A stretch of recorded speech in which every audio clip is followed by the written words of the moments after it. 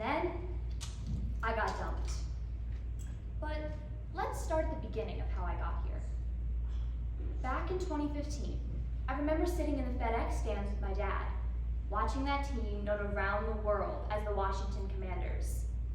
But I'm sure you all know the name that they used to be. And I wore all of the merch, without hesitation. Now the next year, I got even closer to the action, from the stands to the sidelines of the Twin Valley turf. I stood there, passionately dancing with my pom-poms, with the word Raiders across the front of my uniform. My skirt was engulfed with tribal print. A few times, a person in costume was even there, pretending to be indigenous, wearing a fake sacred war bonnet and fake beads. This was all for my school spirit, so what could possibly be the problem? My mom never felt right about it, but I was still learning. Now, in 2017, I remember shouting Native American chants in my middle school auxiliary gym. I'll be the first to admit, I was naive. I was oblivious. I had no idea that I was even being hurtful. But in 2020, something inside of the nation finally clicked, and I too saw the error within my ways. As a result, the Retire the Raider movement was born. Here I am 3 years later, and I'm still pleading with my district school board to help me help them, because we can do something to end racial discrimination within our communities. I started this cause alongside my sister because we figured out that we were wrong. We finally knew better, and consequently, we could do better, the fair and accurate way. We are seeking a logical solution to remove offensive imagery from Honeybrook to Robinson to Philadelphia and beyond. Supporters of this cause, we all have the same goal. We want everyone who visits or lives in our community to feel safe, to feel valued, to feel respected no matter the color of their skin. And having a mascot of a minority race, that is not inclusive of who we are. Referring to Native Americans as raiders, it is not the accurate truth. An attacker in an enemy's territory. That's from the Oxford Dictionary. This misleads the community. One is educating them as well.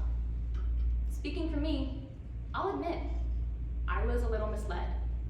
Prior to 2020, I had only been educated on Indigenous history through my school district.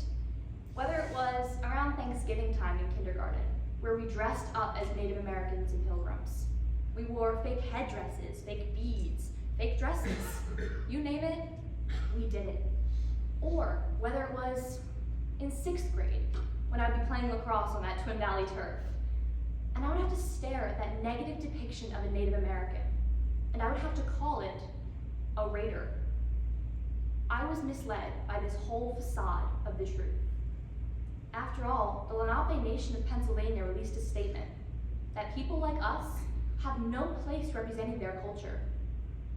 They were the ones whose territory was raided. They were the ones who were forced to change. They were the ones who were forced off of their land. Referring to them as raiders, that just doesn't make sense.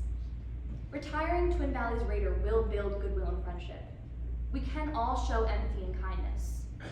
Despite the fact that I personally have lost several, and I mean several friends who are speaking out on this cause, I'm telling you all that in the long run, doing what is morally and ethically correct will mend and create more friendships than what we ever thought was possible through this. We can connect with one another. We can brainstorm new mascot ideas, new sports team names. Even commercial brands are beginning to realize that this is not okay. They're beginning to realize that this is offensive. They're beginning to realize that they were wrong.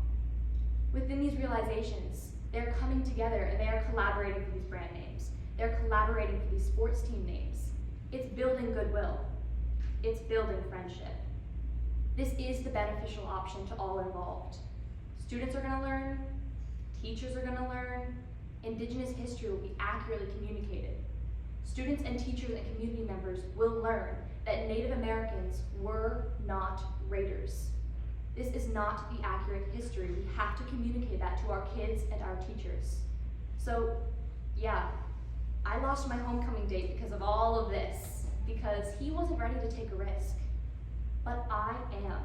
So please help me retire Twin Valleys Raider and end racial discrimination within my community indefinitely. Thank you. I would like to invite speaker number 2 to the podium. I just want to say, isn't this technology amazing? I mean, when I did it, we used to have to, chip our name into the cave wall. But tremendous. Come on down.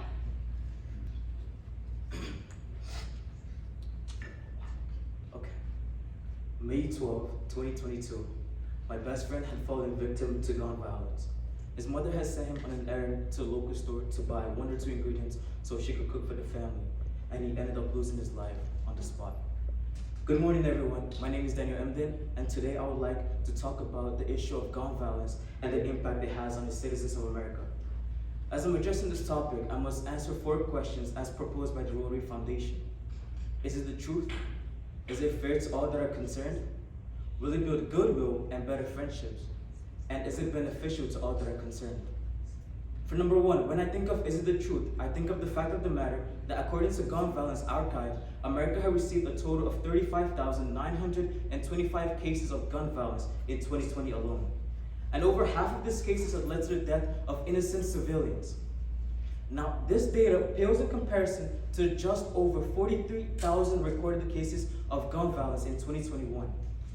In the span of 1 year, America has received an astonishing 12% increase in gun violence rates. And that everyone is the truth. Ever since the right to bear arms has been written down on the US Constitution, we've seen and we continue to see an exponential increase in the amount of gun violence rates over the years. Now, as we navigate through the Rotary Forward contest, we must touch upon the second question. Is it fair to all that are concerned? When I think of is it fair to all that are concerned, I reminisce on my best friend's case. Is it fair for my best friend to fall victim to gun violence? Is it fair that such a young child with a bright future ahead of him had to lose his life because of the usage of a firearm? No. And now, do we put the blame on his mother for sending him out on an errand so she could cook for the family? Do we have the right to push all the blame on his mother? No, we can't. So it is not fair to all that are concerned. It is not fair to any victims of gun violence. Neither is it fair to the families of gun violence, as they have to go through the pain and trauma of losing a significant other. Now, as we navigate through the Rotary Forward contest, we must touch upon the third question. Will it build goodwill and better friendships? I would like to narrow down our perspective to Philadelphia alone. Philadelphia, known to be the city of brotherly love.